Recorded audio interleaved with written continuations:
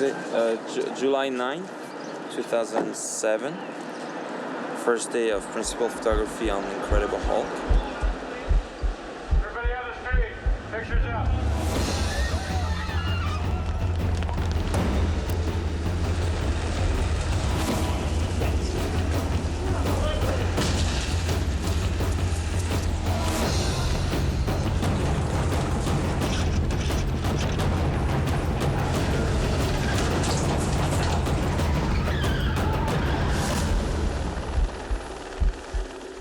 You know, we accomplished a lot of things with Ang Lee's version. It really works as a standalone story about the inner angst, the inner rage of Bruce Banner. A lot of stuff right out of the comics. And it explored in detail that one particular sliver of Hulk. With this one, with the Incredible Hulk, we wanted to go back to the broader sense from the comics and have more fun and have more action this time around and really deliver the Hulk that we thought audiences wanted to see. On action, you let it spin, you know. Oh, I mean, we can just start it and it kind of comes to its rest. Yeah. We met with a lot of filmmakers, and when we met Louis, he was a fun guy, he was a cool guy, he got this world, he loved the Hulk, and as he will tell you, when we first mentioned it, he said, oh, you know, no thanks, it's not really for me. When they said they wanted to do the Hulk, I thought it was the Hulk 2. So I just came in and I said, thanks for being interested in me, but I don't think I'm the right guy for the job. They said, no. Listen, we don't want to do the sequel to Ang Lee's Hulk. We want to reboot the franchise. We want new actors. We want a new director, a new take on it. And I said, well, great, good, very interesting. I know you guys. So let me go back home to France and let me storyboard some ideas. And I'll present the stuff to you. And then you can tell me if that relationship will work. And he went back to Paris, and suddenly we started getting emails from him with concept drawings and with storyboards and with action sequences, and his head just started turning, and he just had such the right attitude and such the right idea of fun, of smashing, but at the same time, he could direct actors, and he could tell performances and tell a more emotional story. That kind of thing, you know, going up to the door. Okay. Good? Just coming behind him. So we can skip the first part. I'll never use it. Go in your We looked at Louis' movies and we saw a very creative action director, terrific storyteller. We felt he's going to give us a very cool Hulk story. We wanted to see Hulk in the city. We wanted to see Hulk among people. And he showed the vision. That's where he wanted to go. I wanted to see Hulk and his enemy in a big city where we could see the size relationship, because in Ang's movie, they were fighting in the desert, so you didn't know how big it was. So I said, okay, New York City is the place that everybody knows, so let's set it there. So I presented Marvel with that stuff, knowing that New York City would be very expensive to shoot in, knowing that, you know, destroying a city would be very expensive to shoot in, knowing that having two monsters instead of one would be, you know, really complicated for many reasons. And they said, hey, go. yeah, go. Background and action!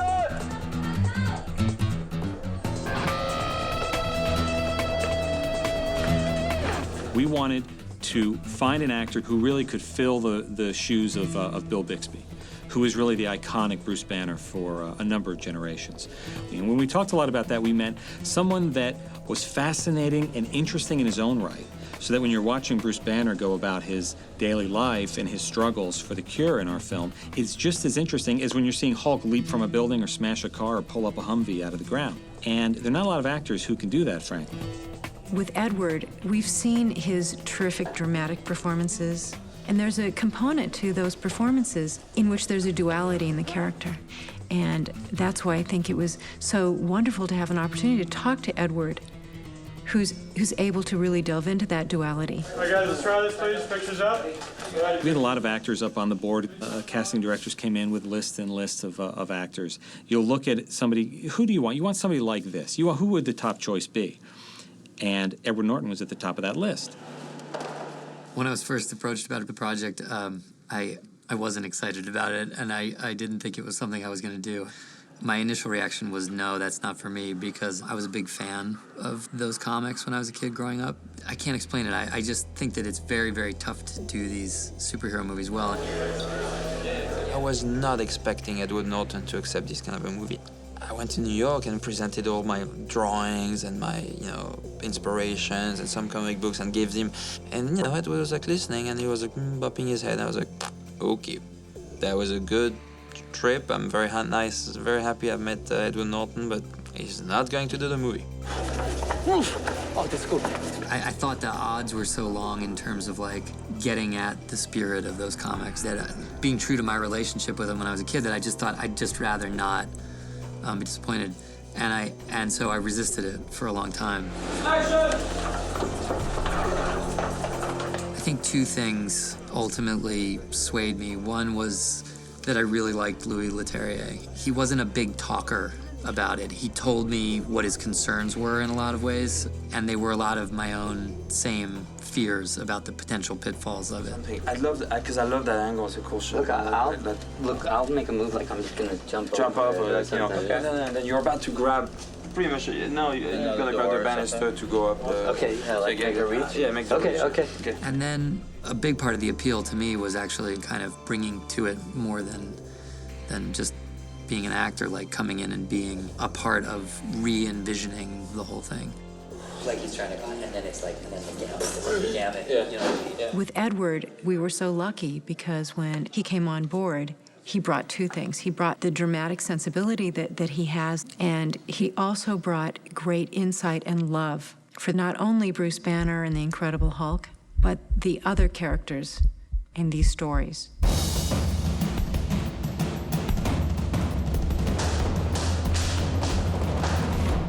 I always want to direct actors. You know, like people wear gloves driving fast cars. I put on gloves to direct fast actors. Turn your head left a little bit. Flex is hot. Flex is hot. Here we go. Take a chair. I thought the casting was brilliant. And I think that's part of the genius of what Marvel's doing right now. You always want to go after the best possible actors you can possibly get. And that seems to be their mantra. That's what they do, even in these big action-packed adventures.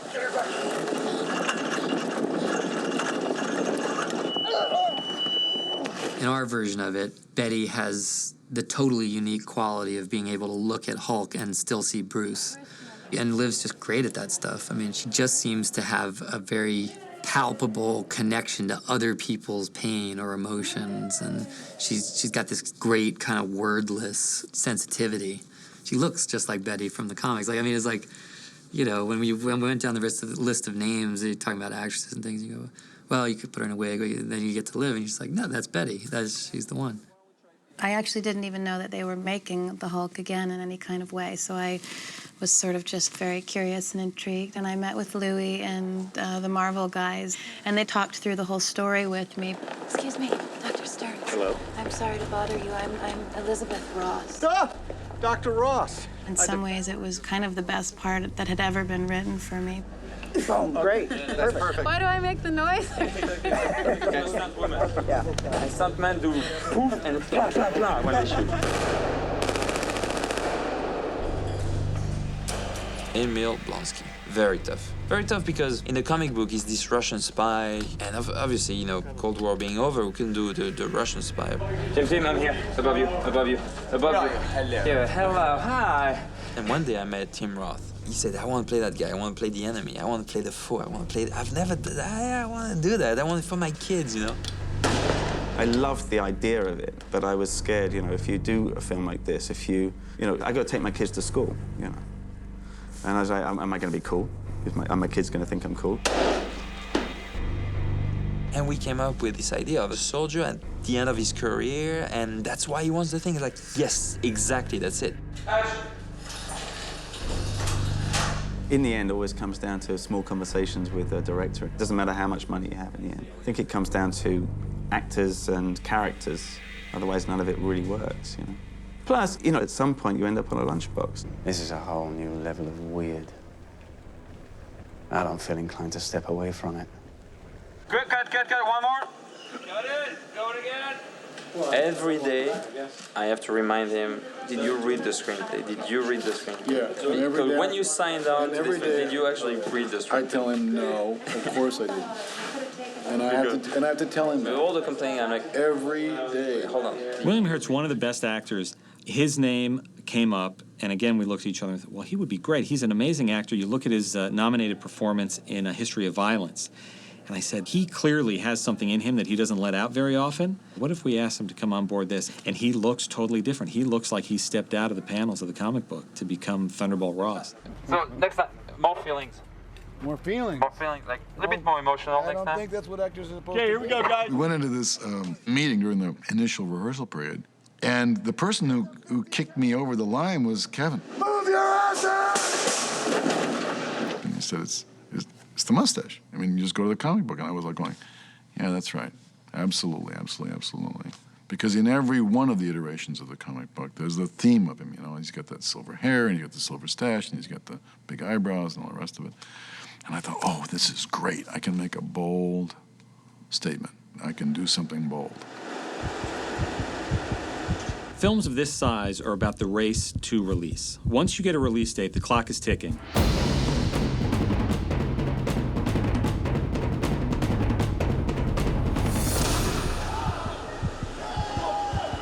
So your Queen's Park is Friday, Sunday, Monday, Tuesday. We put our 5 days there. Yep. Oh, I feel better about that. Yep. I always like to say when you're doing one of these movies, you know, that it's a little like eating an elephant. You know, you got to eat it one bite at a time. So that's great. We got a week of buffer if we had a problem. Yeah.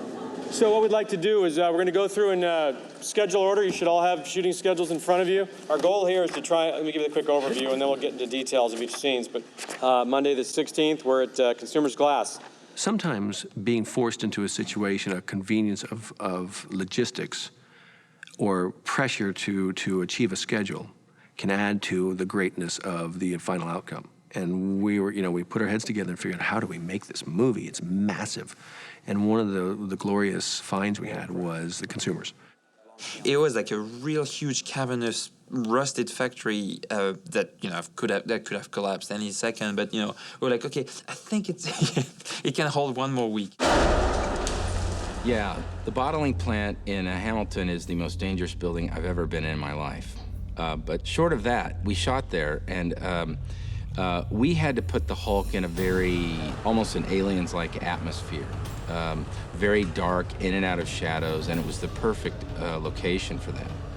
We're here at Consumer's Glass in Hamilton, and this is the primary infrastructure for the whole of the bottling plant. Most of the action sequence happens here, and this is our kind of the belly of the beast of the bottling factory itself. And this particular place has the grit. It meant everything to the movie. The amount of detail, the amount of erosion, the amount of strength, the amount of color. What's cool here, I mean, if you want to take a step forward, you'll see all that stuff is great for low angles and high angles and beautiful. Shadows and everything. Okay? It's got all those textures that we envisioned in the whole of the film, so we based all of our impressions for the rest of the film basically off of this site. Blonsky is up there, so he sees the Hulk walking by him, so the Hulk will pick him up from up there. This factory was like, take it, it's yours, we're destroying it next week, so, you want it, stop us from destroying it, and shoot your stuff, check your neg, if you have everything you want, we destroy it. Ready, and action! For me, it looked like Blade Runner. It was just wonderful, a beautiful set. But I know that the guys, when they went in there to turn it into that, it was filthy. That place was filthy before we got there. Kirk did an amazing job because I was like, see this factory? Yeah, it's big and nice, a big empty hall. Well, can you make it a bottling factory? And Kirk is like, yeah, man, I think it's possible. And he was not thinking about it. His assistant, art director, was like, factory, bottles, things, impossible, how we do it, and everything. And Kirk did it. I don't know how he did it, but he did it. A lot of times I came to the set and realized that Louis and Kirk had gone much bigger with it than I'd had in my head. Much bigger, like where the scale of it was really amazing to me. And Kirk came up with the idea of downstairs at this bottling factory of creating another series of sets that we had to have, which was this army base. Underneath Consumers was the perfect opportunity to create an entire military establishment underground. Everybody in production saw it and understood it, and we went for it and basically turned the bowels of Consumer's Glass into a really sophisticated NORAD-based Cold War-era Army Control Center. Bravo 236, take 5. You know, you really hope that it's going to be great, but sometimes there's these spectacular happy accidents that happen, and this one is loaded with them. So it's really great. I'm going to look like $1 million because I just walked into the right place. That's a good thing.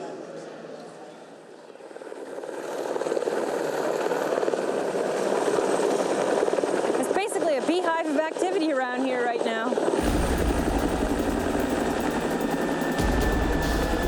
One of the sequences, General Ross and his team fly to Rio in a C-130. Well, we all know, I mean, you don't have C-130s just sitting around doing nothing. The parallels between the military and the film industry are actually quite surprising. We've got a director in charge of the movie business. We've got a wing commander in charge of the base. Everybody listens to what they say, and everybody wants to give them what they want. That you come around and you go around the back end. Okay, cool. Yeah, it's good. Okay. Do you want to see if you can do that? Yeah, we'll do that. Okay, guys, let's restart as quick as we can. We learned about several C-130s that existed over at the Air Force Base in Trenton. So we got some terrific cooperation from the Canadian Armed Forces. They provided us with a C-130, and we brought in some helicopters, and it gave it a real sense of authenticity. Tower Hulk ground, can you clear Hulk 01 only to come in and land? He can stay south of 24 and pick up the actor here in Gulf Taxiway. Yeah, roger. Our aircraft technicians have never had an experience like this. Not only have they been fixing the planes that we're using, the Hercules, for the shoot, but also we've actually got them into American soldier outfits, and we've got them as part of the movie as well. The same guys towing last night are the same guys towing this night, and put it in the same position. Exactly the same. No difference? Nope. Perfect. I'll go tell difference. them. Good man. Thanks. Appreciate it, Kyle. They just have that can-do spirit. They didn't have to because, they're fighting a war in Afghanistan. But we were lucky enough that they said yes to us, and it worked out beautifully. Maybe I can do an haiku or something. Sun, beautiful sun, lands before my shot is ready. Stand by to bring up flames. Stand by to bring up water. Stand by to go hot on poppers.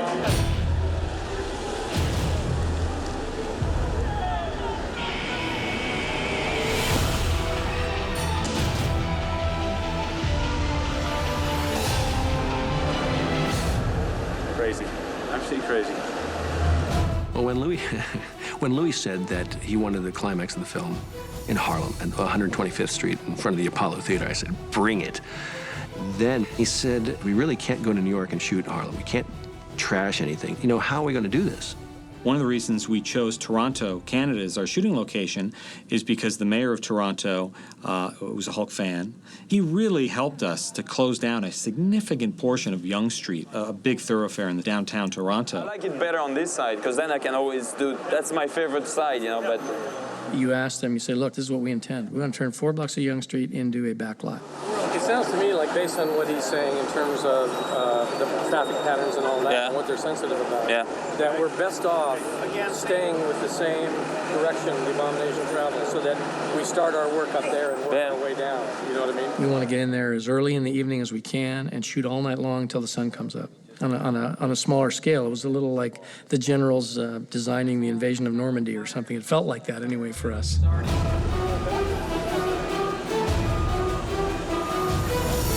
Complete chaos. Organized chaos. Closing Yonge Street is tantamount to shooting yourself in the head because, this is a great undertaking. This really is the Champs-Élysées, the Times Square. It's the busiest neighborhood in whole Toronto. And it's not like we come in, we set up 3 cameras and off we go.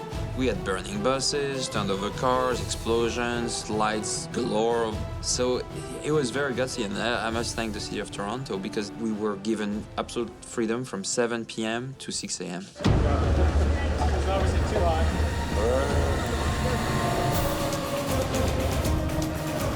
There's approximately 100 cars, a lot of them on fire. We needed to be able to deploy our effects in a hurry. We needed to be able to make cars flip over, hop, blow up, jerk, all those kind of things, and be able to do that with the, kind of military precision and speed. It looks like a war zone. And we were throwing cars around, and we were destroying buildings, and we had these things called poppers. Popper. Poppers are a real simple device. It's a quantifiable load. quantifiable fireball. You pretty well know exactly what it's going to do every time. So in a little canister, and it expands approximately 240 times. Popper. So you get a reasonable sized fireball. Which Louis loved. He was constantly screaming, more poppers, more poppers. Which, you know, you had to keep on top of because he'll kind of pop it here and there. He's safe, but he loves those poppers, so they kind of went off everywhere. Popper, popper, popper, popper.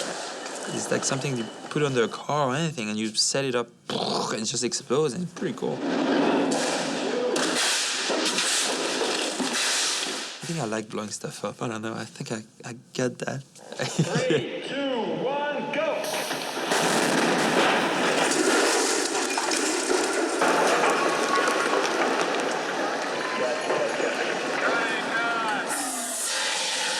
So I'm going to popper 1, 1, 2, 2, 3. The Russian arm vehicle, I mean, I want one. It's a Mercedes with essentially what is like a Steadicam arm. We're able to do shots that I didn't think were possible. You use it every time. It's great. It's a great toy. It goes... You really get some amazing dynamic shots. And Louis, of course, would ride in the back of the Russian arm most of the time, looking at the monitor. More distance, but he's gonna leave sooner. So that'll, you'll be fine. You don't change your speed. I'd never used it, and they just got it in Toronto. It was the first time everybody was using it there. And Louis, do you want me to just keep it straight, pan a little bit? Do you want me to just give it a little bit of motion? Popper 1, 1, 2, 2.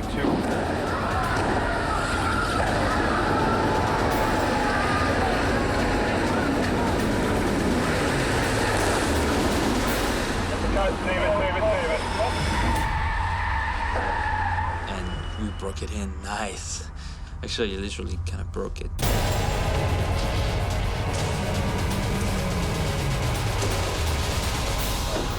Go! Ready, and Johnny roll. As a producer, you're always looking at your watch. You're always making sure that you're on schedule, that you're on time. You're looking for where the sun is going to come up and end our day for us. When you have a crew that's this professional, it's like a military operation. It goes from a road completely destroyed by the Hulk and Abomination, and you think this is going to take weeks to clean up. In about 15, 20 minutes, it's gone, and the street is open for traffic. That the city allowed us to do it, that we did it elegantly, and we did it with class and effectiveness. We got our job done in the 4 days it required. It was genius, work of art.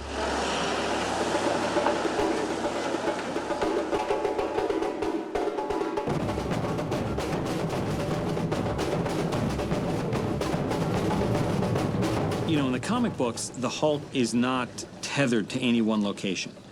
And in the television series, it was about Bruce Banner traveling from town to town across the whole country. We wanted to take that and expand it even further around the whole world. We love the idea of a manhunt that was global. If there's one place on this planet that's right for a chase sequence, it's Rio. 3, 2, 1, action! There's no straight lines.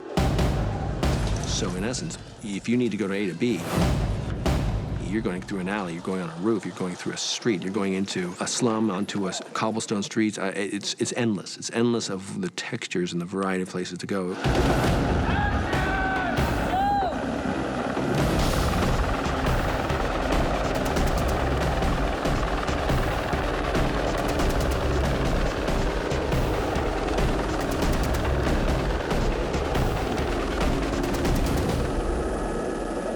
Frankly, just being in the favelas in Brazil was really amazing, working in a place like that where everywhere you look, it's kind of fantastic.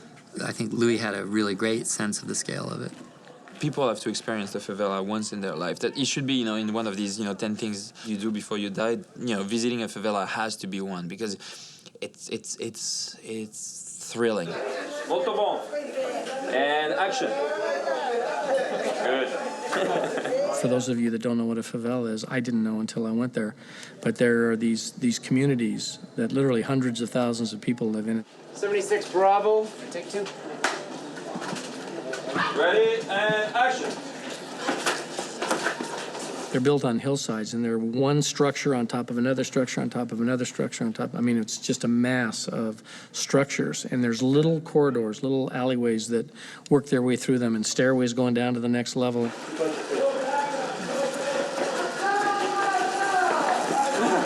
There's definitely no codes there. And action now! I think it's basically if someone's there and they have a view, and if someone builds in front of them, the other guy just goes, you know what, let's build up top, and they keep building higher and higher, and some of these things you just look down and you hope it's going to still be there when you're walking around on top.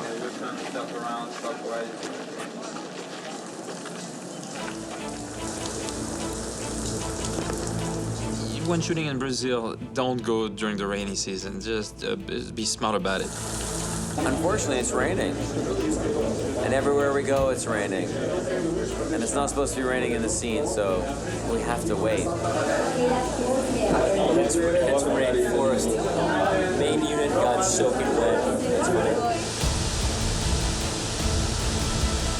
That forest was interesting because the concept of rainforest, but like emphasis on rain. Forest was one thing, but imagine the crew carrying the equipment. It was another. And obviously, I want 1,000 shots all the time. Come on, let's move and everything. And I don't want my camera to stop moving, so we had to have the same toys, techno crane. We'd be getting ready to shoot, be like, all right, well, we'll knock this off fast or something, and I would hear Louis go, so techno, and I would go, techno crane, what? Like he uses a techno crane like other people use a shoulder cam. The crew was miserable, I was miserable. I think it really helped the scene. It made for a beautiful shot. Yeah, it was a beautiful shot. It's a beautiful shot. It's a beautiful shot. One of the reasons we brought Louis into this process and hired him to direct this film was because his camera in his other features, it never stops. It just keeps the momentum going. Louis got a lot of toys. I mean, he comes up with all kinds of ways I'd never even heard of to move a camera.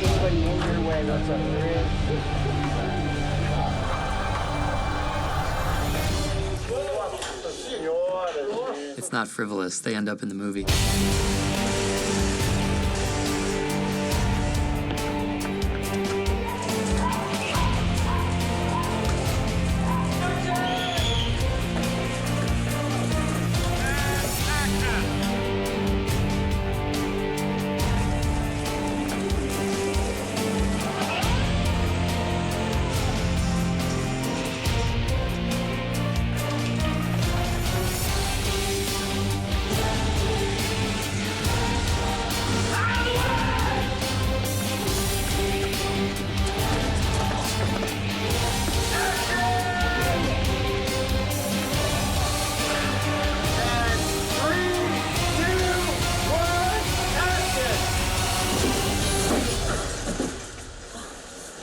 With challenges galore, but who cares? It was the end of the movie. Everybody was exhausted but happy. It was great.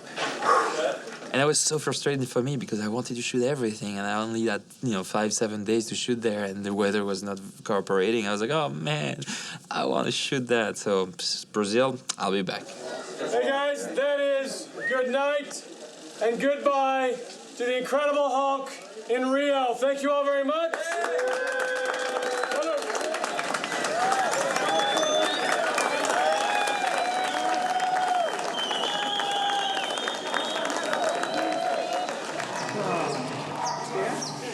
Back to LA, and afterwards, so today's Friday. Back to LA tomorrow, Saturday. Sunday, sleep, and Monday, edit. And even when we're done with all the principal photography, there'll be additional photography, and then there'll be promotional photography, and there'll be promotion period. And still, when the movie comes out, I'll still be promoting this.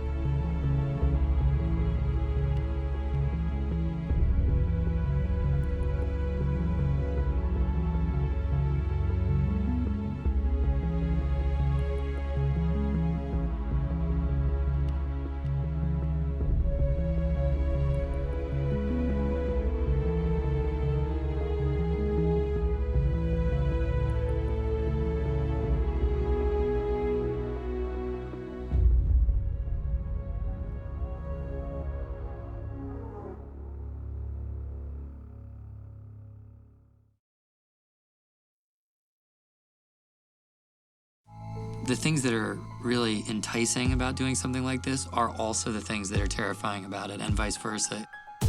I mean, it's the Incredible Hulk. If you put that picture up in Senegal, they know what it is. If you put it up in Thailand, they know what that is. There's nowhere they don't know what the Hulk is. We wanted to come up with the design of the Hulk that stood up to his most famous incarnations in the comic books. I wanted something really human. I wanted something really uber-human. I wanted to feel texture. I wanted to feel skin. I wanted to feel veins. So this was important for me to hone in on a great-looking Hulk. Not only are we trying to invent a Hulk that looks real, we have to also honor the original material that it came from. Well, I was basically the bridge between Louis' idea, his brain, and the visual effects house to create what they needed to create in the film. We actually, in our first conversation, looked at some of the previous designs and comics and film and TV and just tried to figure out and hone in what was that going to be. Is it the bone sticking out? What is it? So it takes a long time to kind of work through Right, yeah. all the way he deforms in every position, so Right, yeah. it just needs to be massaged a little more. Because that looks good. That looks exactly like the statue I always loved, If you look at the television series, it was, of course, Lou Ferrigno, basically, 6 feet tall. If you look at the Ang Lee film, he was upwards of 15 feet tall, which I think in hindsight we think is a little too big. The separation between Hulk and humans is much too great there. In the comics, of course, it varies from artist to artist, even varies from panel to panel, but he settles in around 9 to 10 feet tall. So we firmly establish him as 9 feet tall in this film. Is that all you got? From the comic books, you look at him, from the spiked hair, the really short hair, the longer hair. There's so many different ways you can go with it, but they all feel like the Hulk when you look at it in the comic. There was a design I did that basically had like kind of a military cut, shaved on the side and kind of spiked, and it had an interesting look to it. And that was actually, for a while, that was the direction we were going, until Louis went back to, I want the long hair. Went down on the forehead, it was going a teeny bit lower, than the brow, and it was falling on the nose, the bump of the nose. Bridge, yeah. And I like that. I thought it was cool. And I tend to agree with him. I think it was it gives him a lot of character, and it's something we haven't seen in the Hulk yet in a film or the TV show. I wanted the 0 gram of fat, like pumped, fierce, strong, tall, human-looking, with some green skin guy, and that's what I wanted. There was a process where I was designing, thinking bodybuilder to start off with, and Louis said, no, we don't want the lats that big. That feels like a bodybuilder. It needs to be like a superhuman. It's a superhuman. I mean, it's really close to say this, but he's like like on edge and everything, really powerful. Cool, good, yeah, it's great. We didn't want him to look so bulky that we didn't feel like he could move quickly. We want him to look lean. He's more linebacker than bodybuilder in a way, and that was important to us. Went through quite a process to figure out what's realistic, but also what's the Hulk. I just wonder if Hulk should look to Abomination like a normal person looks to Hulk, you know what I mean? You take a huge leap, you close your eyes and jump with some of this stuff because you can do fantastic drawings all day, but making it really come to life is a big roll of the dice.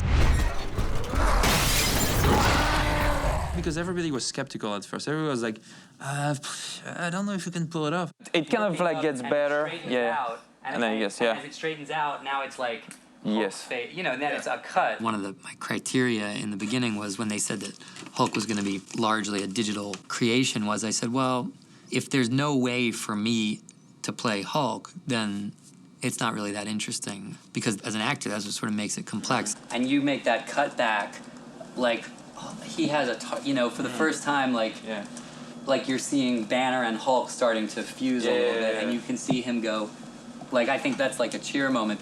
Edward likes things that aren't necessarily just on the surface. He likes to go deeper.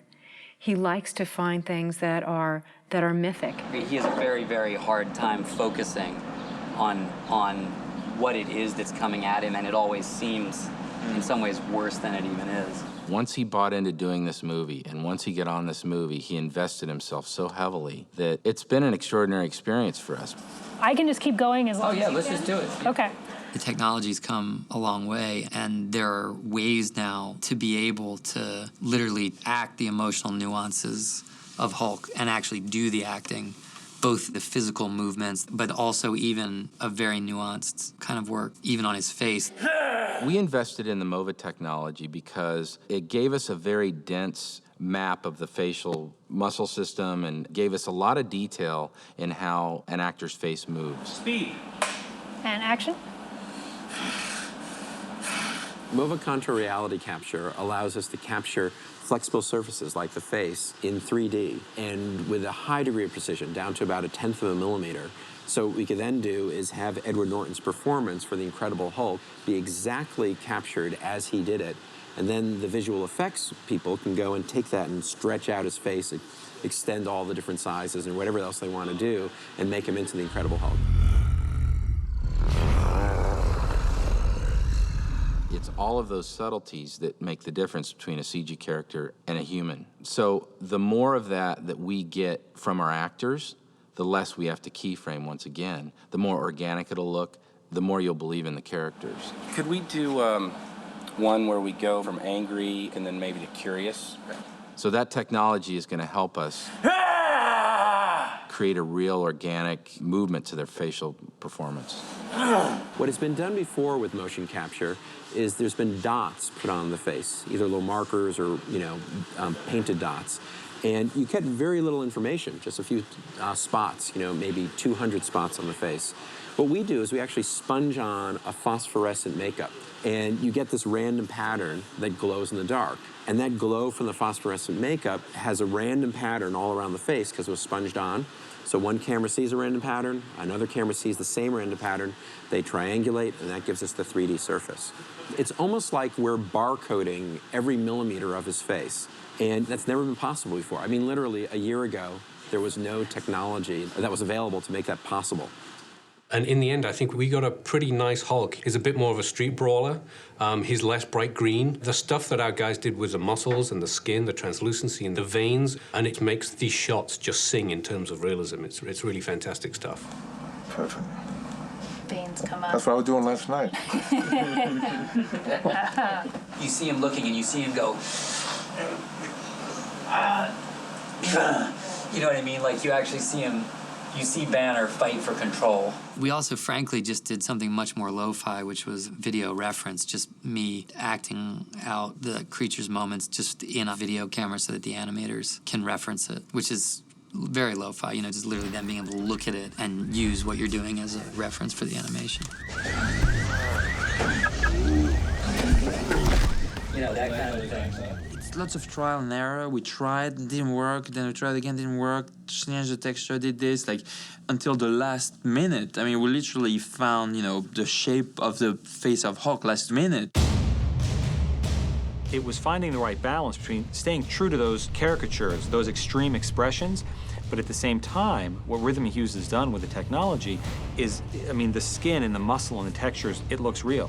There are close-ups in this movie of him flexing his arms and even just moving and panning up his chest, where you will swear that we took a bodybuilder and painted him somehow. And it's not. It's all Rhythm Hughes. It's all computer generated. I think we've gone well beyond even what I remember in the best of the comics. I think this is a much more 21st century high-impact kind of an experience.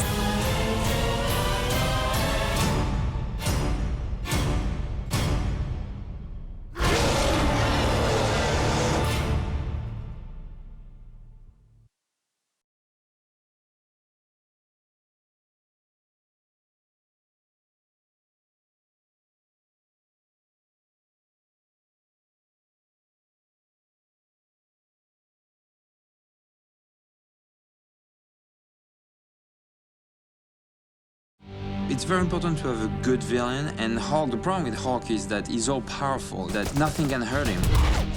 You can shoot him with anything, he won't die. So Hulk versus the army becomes old quite fast.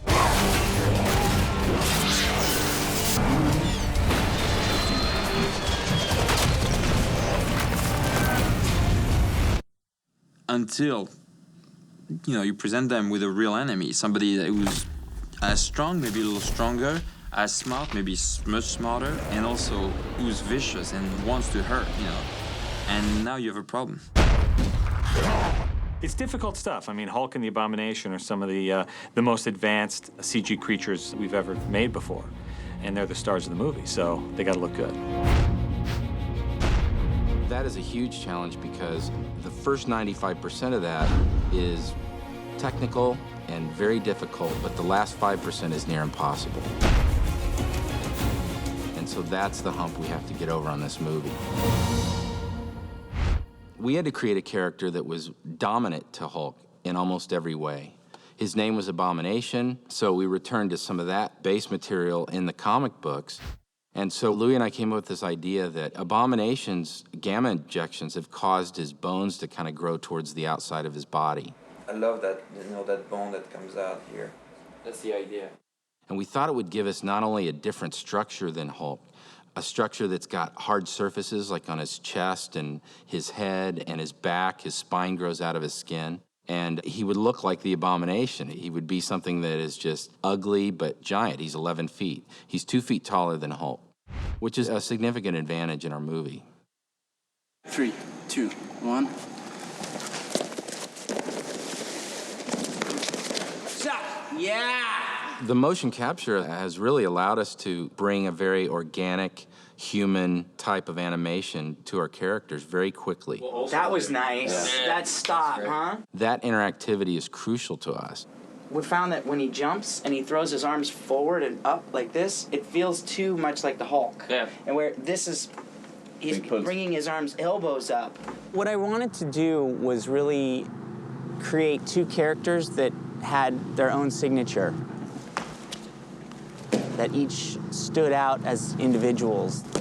Yeah! That weren't just two big hulky guys fighting. That's it. Whoa! That's it. That was nice. The way they move, the way they act, the way they fight is character-driven. Abomination will just change directions and just boom.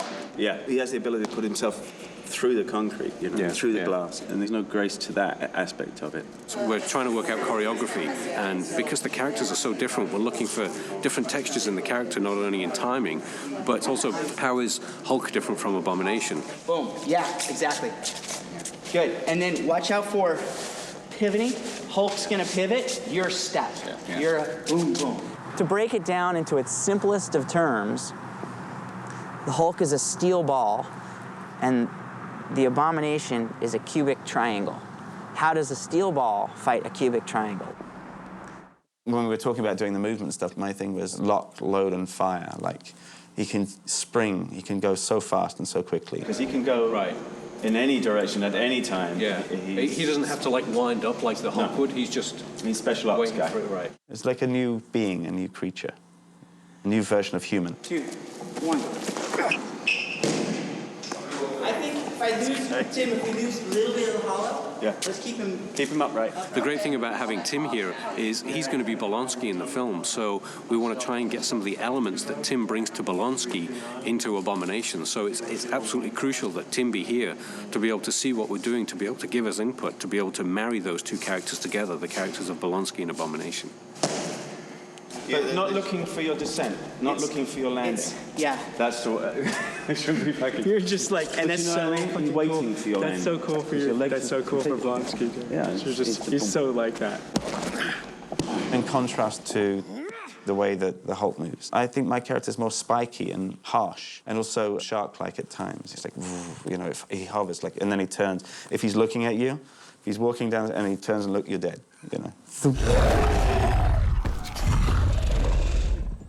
It's like old school theatre, I think, really. It's high-tech version of it, but it's really old movement.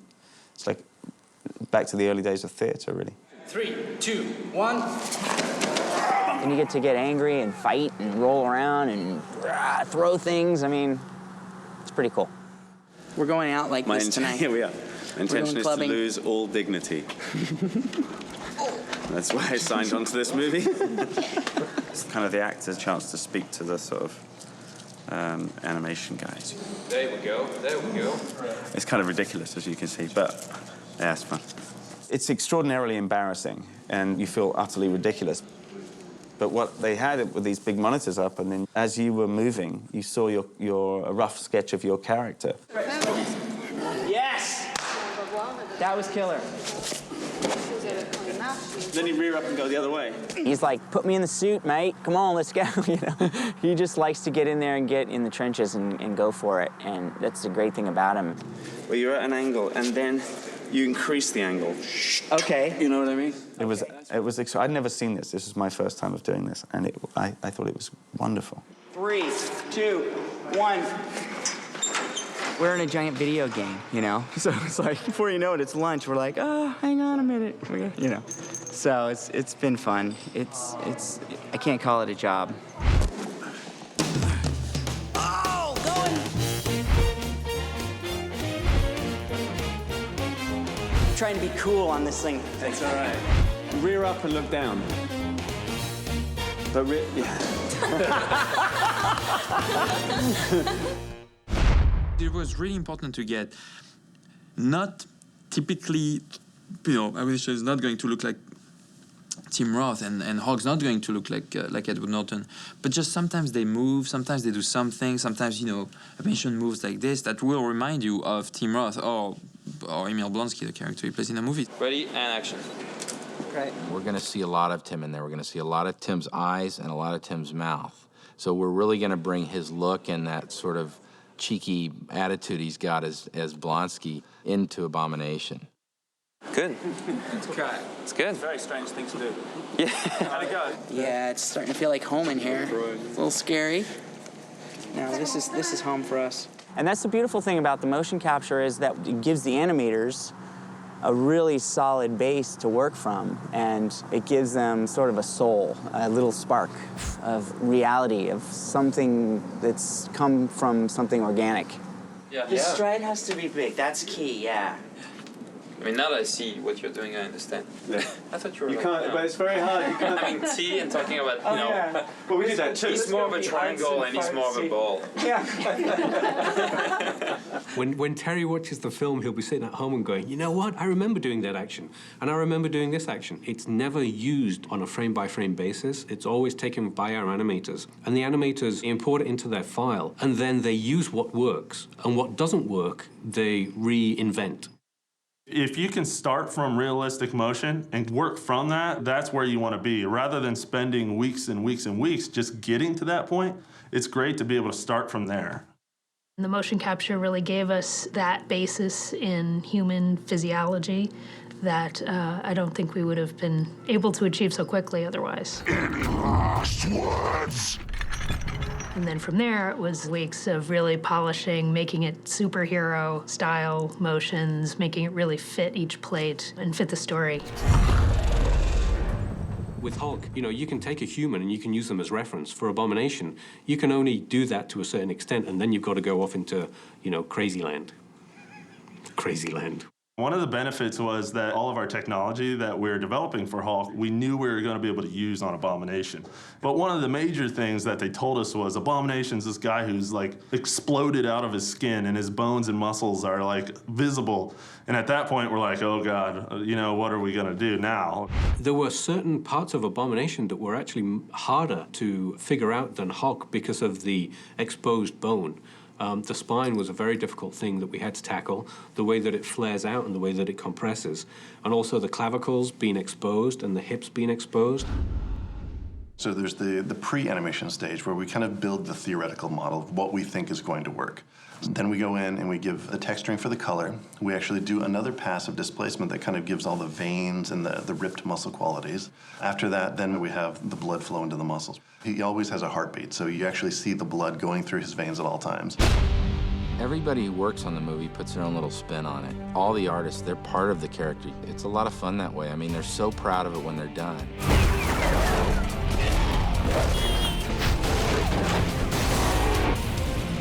And it's gonna look great. Is that all you've got?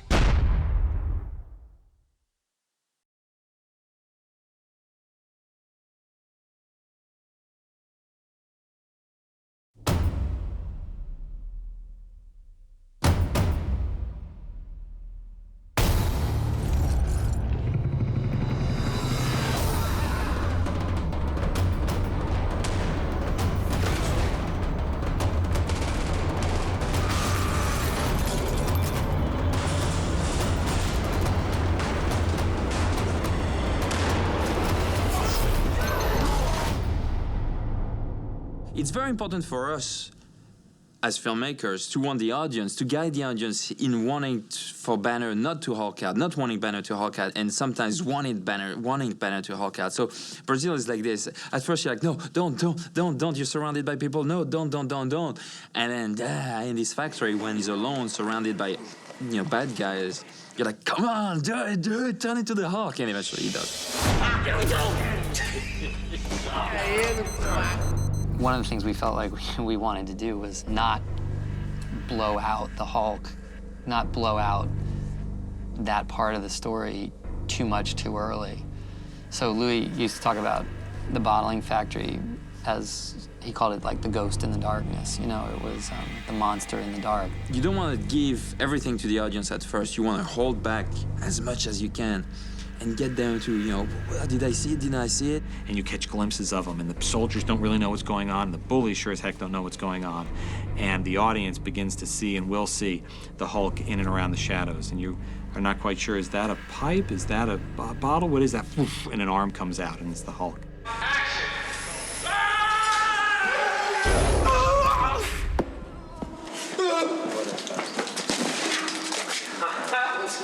Now you put them up into this sequence and really you bring them into seeing into the Hulk, the world of the Hulk for the first time, and the power of the Hulk.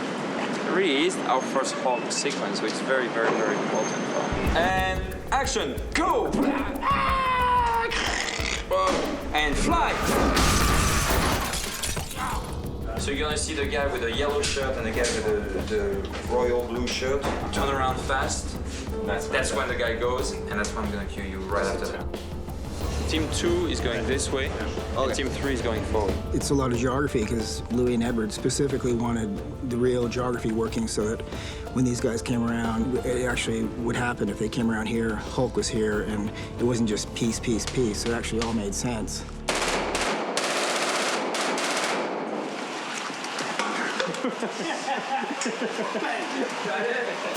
Set up for when the Hulk chokes me out and throws me against that panel over there. So doing the throw part. What do you got wearing? Got a nice little harness on, little vest on. I'm ready. Hooked Okay, up guys, and gate's good. Be We're fun. setting up for the real stuntman crashing in. It'll be about 20 minutes. You need a breather. Okay, thank you. That's you, right? That's me. Yeah. See you later. Gotta go to work. We had to whip him into the wall a bunch of times.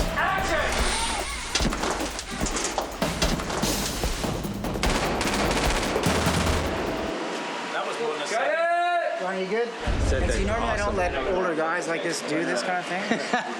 It's great though. You think he's got another one in him? Marker! Action!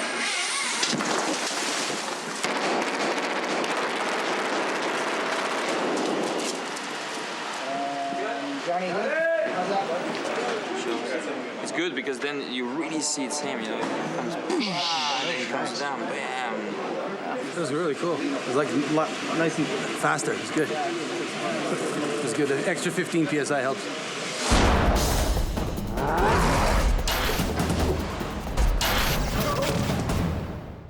Where are we now in the sequence? You're on the top of, this is the beginning. You just went upstairs and you just reloaded. We also had some interesting shots where the Hulk's running underneath a bunch of grating, where all the grating's popping, which was a lot of fun. Oh, geez, the thing that was flying along when the Hulk's underneath and the plates are going up. Yeah, that was something. And we'd shot the hell out of that day, too. We really worked. We did a lot of setups. That was something.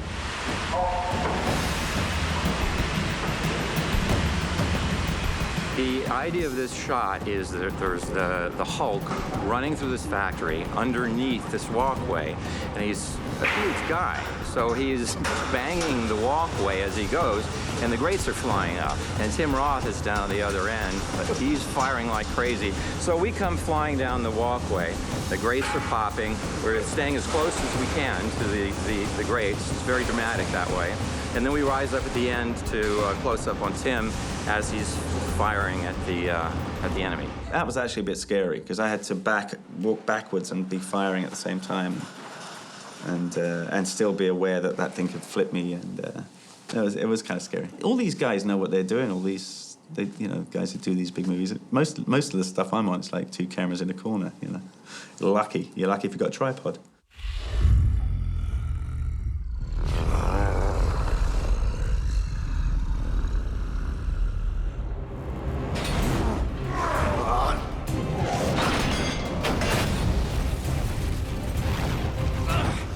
It was fun, but I mean, you know, the boys do the big jumps, you know.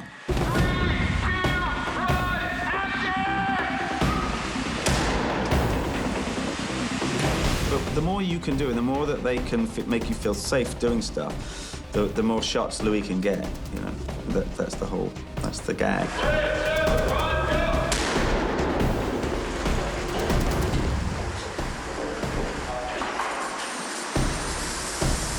You know, I would tell him, you know, I'd give him my age and say, you know, there's a limit. Got a day off tomorrow, right? Hey, Mac. It was fun. I mean, I've done a bit of stunt work, but never done that action movie thing before. It's hilarious. See you later. Go get the harness off. That was a great piece. It's got good energy. It's an awesome stunt, and it'll be a great mixture of CG and practical plate, practical stuntmen. The tanks that the Hulk smashes through, of course, they weigh about 5,000 pounds apiece. So accelerating those in a Hulk-like manner was an interesting journey. I mean, some of our testing, we actually had tanks sort of, shall we say, get away on us a little bit and maybe go through a wall or two. And we really went down a bit of a path to learn how to control the forces we were unleashing. Did you see the big fire truck out there with the rig on it? That's the big one. That's going to be pulling all kinds of stuff. We call that the Abomination. It throws cars through the air. It pulls big 5,000-pound tanks. It's got a lot of force behind it. It's pretty impressive. The director wanted to see something like that, and that's what we can do to a car. So it's a pretty neat rig. I hope the viewer in the film appreciates that those things really are 5,000 pounds. What happens is, this giant tank has these UHMW pucks that are in between these rails to keep Tom square. This tank here is cabled to the Abomination outside, and what'll happen is when this tank comes down to here, Gary, you can see on that camera that's set up there, he hits the button. That fires this tank pulled out of the shot. And we hit this electrical panel here, where there are all kinds of arcing match sparks loaded into the back of here, which will create a sparking event.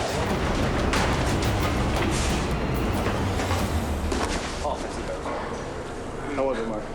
Got it! What, how did he do? It's 5, 6? Oh, I think we need to go again. They put a giant 11,000-pound bottling machine in the shot that he's supposed to pick up and push through the wall. Well, moving that machine was not really viable, so what we did is we made a replica of the machine in steel, painted green. This is going to go right through that wall right there. Hopefully it's perfect on the first take. This is his escape. I mean, he's had enough. He's had everybody all over him, the commandos, everything. He just wants to get away from it. He wants to escape. He grabs the machine, he sees it, he throws it through the wall, and he makes his break. We scan the machine in great detail. We bring that into our computers, and we make a real high-res model out of that. And we're going to put it into the shot.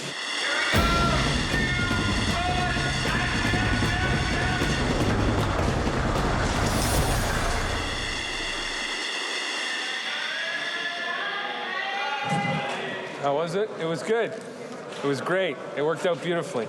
Exactly what we wanted.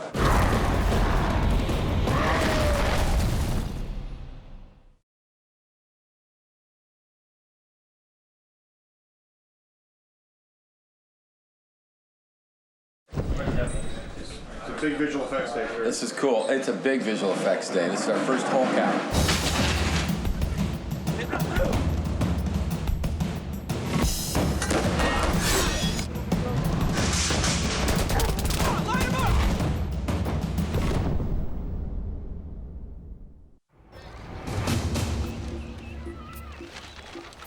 You know, Act 1's the Ghost in the Darkness. It's kind of a horror film. Act 2 is the full-on, in the daylight, knockdown, drag-out brawl between Hulk and all the hardware of the U.S. Army. He's about to say goodbye when he spots a soldier. The soldier makes a mistake, comes out, shows his rifle. They're here. And the Army just invades, and it leads to the centerpiece action scene of the film.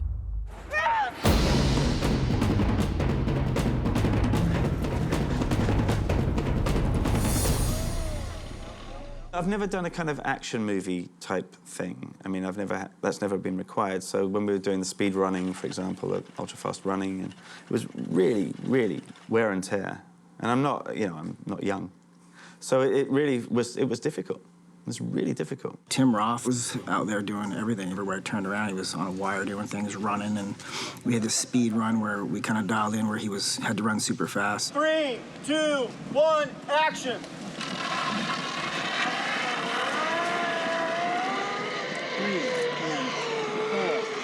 I don't quite understand it. There were these cranes, there were these weights, and as the weights dropped, it pulled you across this. I mean, I couldn't explain it. It was bizarre. Just as you're feeling that little pull, you gotta run with it. Just keep it just a little bit taut, just so it doesn't go. Yeah, you don't try and outrun it. You let it build, and then you kind of just keep You almost want to pretend that thing's I mean, I'm not getting there. to there and I'm just going. Yeah, I'm over. It's too fast for me. It's too fast for when you. I, We need to pick when I get to that point. We need to pick them up. That's why.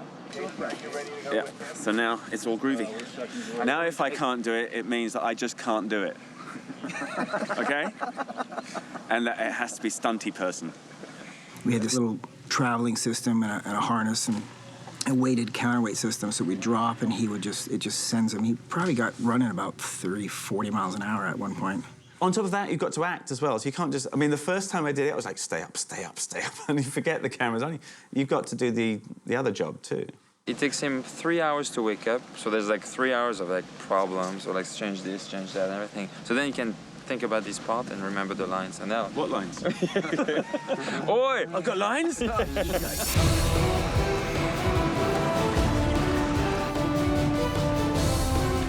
that. Yeah, I look good from where I was. Yeah, nice.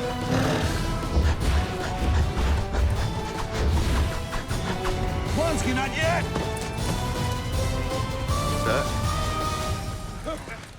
Look alive, this could get interesting. This is the sequence 177 through 196. So what'll happen is, we know story-wise, Bruce entered the building, swallowed the chip, drank the water, runs through the stacks, and then the art department's going to put the lovely set piece on top of this overpass, and that'll be the glass pedestrian walkway that he enters.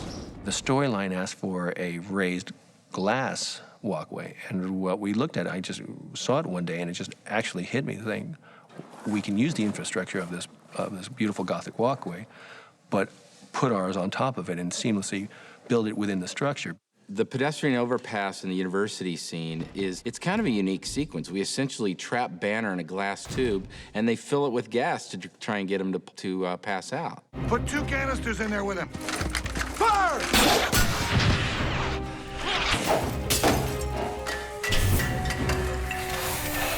Fills up with smoke from the smoke grenades, and it was a question of how fast will it fill up. And quite often smoke machines put out a lot of smoke, but they're not necessarily fast.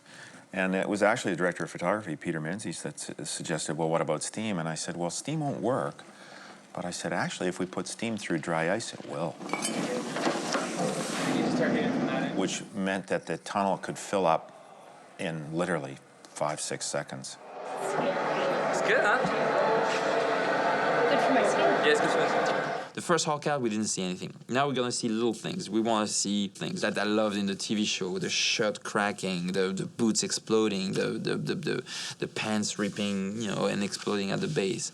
And the Hulk, with all his might and rage, kicks his way. Punches his way out of the tunnel, jumps, beautiful flight, lands, and everybody's like, "Oh my God!" Give him some help! that's really the first time we see the full Hulk when he jumps out of that overpass.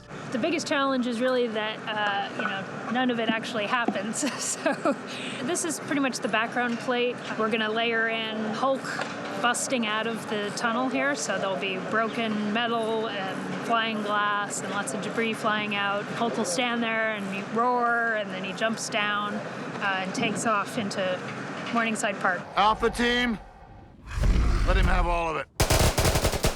I think the statue's unique in a way. I mean, it's always fun to watch the Hulk pick up a Humvee and beat the crap out of a statue and then use parts of it as a shield. That's unique. I don't see that a lot in the world myself. Blonsky, now you're up. Pa, pa, 1. Pick up the shield. Pa, pa.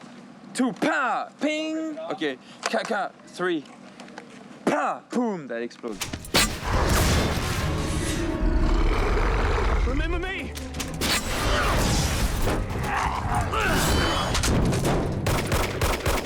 It was really, really important for me to do this at first because I really wanted to see Hulk fighting a regular-sized man.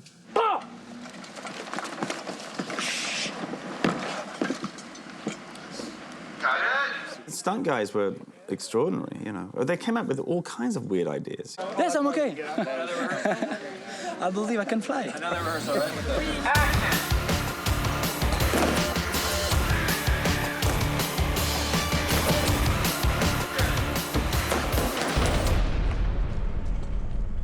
But don't try that in your home. Hulk had to leap up in the air, and he does a WWF move with the shield down onto the Humvee, and that was something we pre-visualized, and then we built a weight that was the same shape of the Humvee, and it worked. It worked great. 3, 2, 1, action!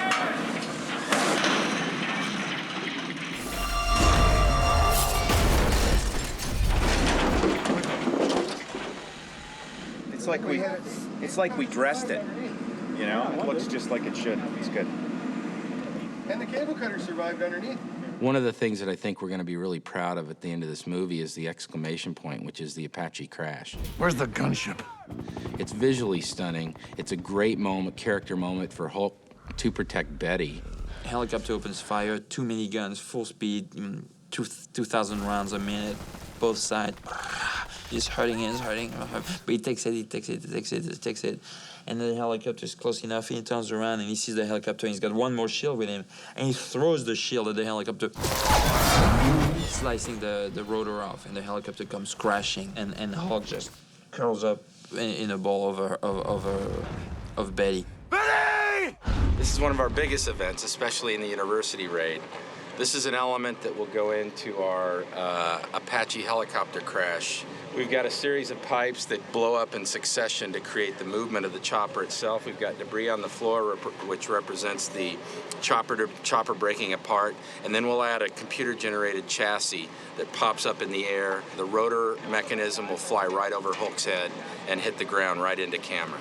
So it's going to be a pretty cool shot.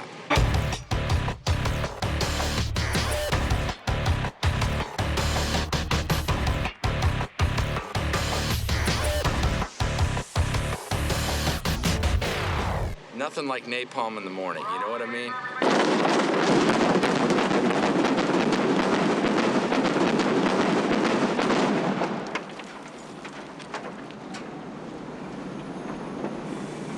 thought that wind actually gave us a nice Yeah. definition. It Yeah. kept it, Some good stuff coming up the top. It was great. Stellar success. Another fine effects package from Arthur and Laird on this movie. fantastic. Good on them, yeah. In a way, that one shot exemplifies a lot of things we're doing in the movie character-wise.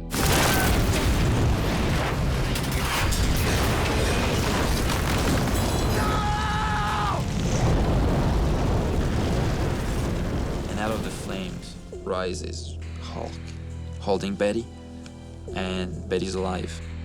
And Roth hasn't saved Betty, Hulk has. Hulk is a hero now.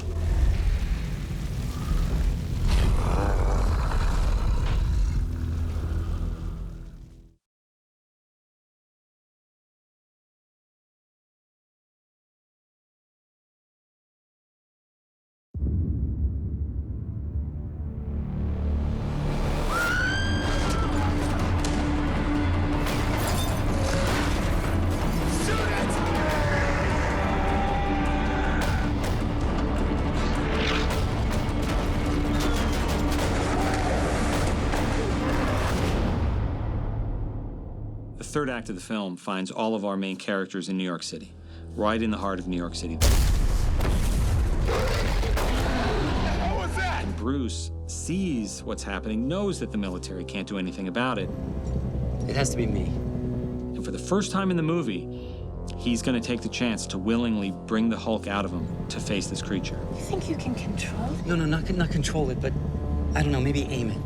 So he makes a radical decision to lower the back ramp of this helicopter. Stop! What are you doing? And leap out.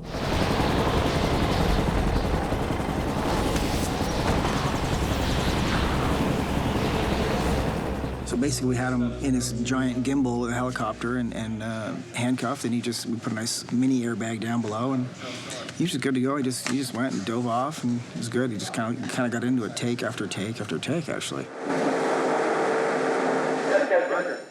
Normally, back in the old days, we would probably do a descender and have a stunt double maybe do the actual fall, and it could be 80, 100 feet or whatever, and stop them above the ground. When you put an actor on a descender rig and just drop them down, they stop acting. It's just they just are real. They're just scared. Nowadays, we can do just with camera move. It's actually the opposite, and we have Edward in a harness, and simply with a little camera move where the camera leaves, it actually becomes the same shot. Yeah. One more quickly, please, guys. In real life, we need to start the camera. Sorry about that. Nigel, ready? As Betty's POV, and Bruce jumps out and drops out of frame, and she comes down, she looks down. So we really need to go from a flat position, like standing still position, to an horizontal position, so vertical to horizontal, and then dropping down with him. It's easier to bring the stool to the piano than bring the piano to the stool.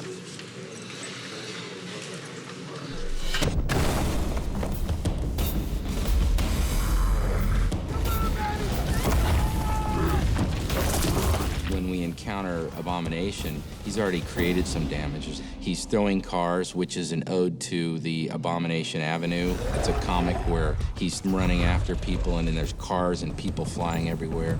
We have a little bit of an homage to pay there, so we had to toss some cars, quite honestly.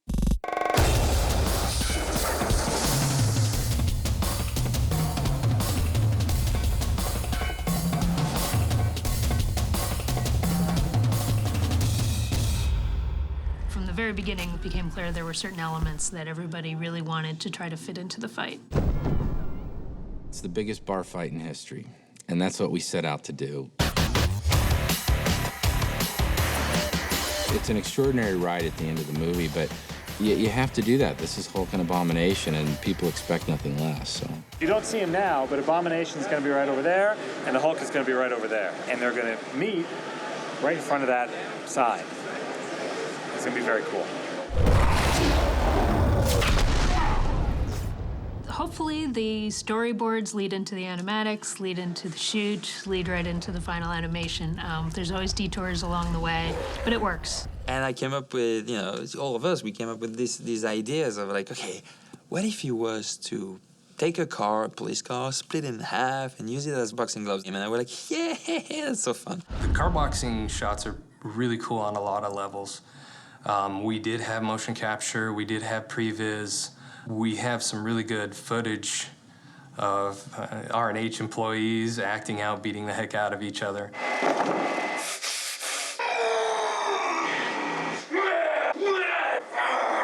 And then Amanda's a really good animator. She's the most meek, mild individual you could ever see. And we gave her these crazy big, boxing glove punching shots. And she was awesome. Her alter ego really came through there. I've done gentle and soft and nice, and I just really wanted to, take out some aggression and beat up a monster with another monster and cop cars. She turns to me, she's like, I've worked on so many cute animals. Can I just beat the heck out of something? I was like, please, if I'm going to be on Hulk, let me smash something. She just really wanted to go to town on Abomination with Hulk. Hulk is down, he's out, he's defeated, and Abomination's coming to get him. So what's he gonna do?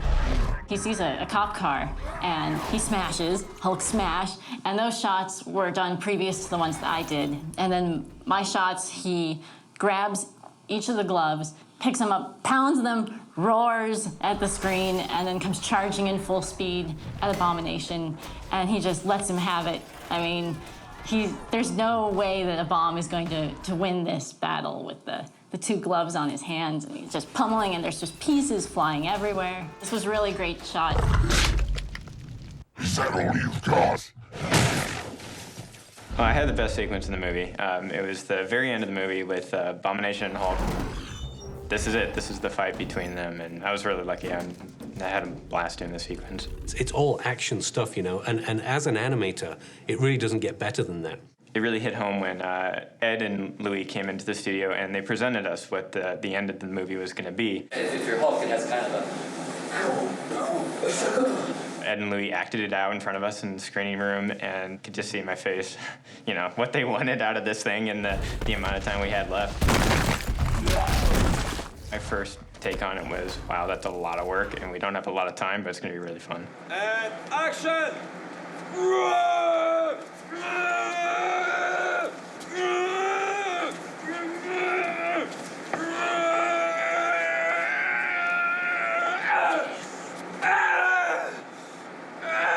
Hulk on his own is okay. It's pretty cool. Hulk fighting another guy who's taller and stronger and more athletic, I mean, that's just like a dream come true, you know? To be able to see just two guys just going at an old-fashioned brawl was a dream. It was absolutely fantastic. You don't get to work on characters like this too often. I mean, there's only so many hero CG characters that are out there, and you know, the Hulk, who wouldn't want to work on that? It's pretty awesome. Hulk! Yeah, it was certainly the dream project for a lot of people around here. Everyone was thrilled when we got the job, and I've never seen such excitement day to day from a crew. It's been great. Every day you come to work, you get to play with little cars and models, and then you go out to the big street and you actually do it. Keeping up with Louis. It's a constant on-the-run thing. 3 takes, we'll be done with this. It's beautiful. It's a great living. What's not to like?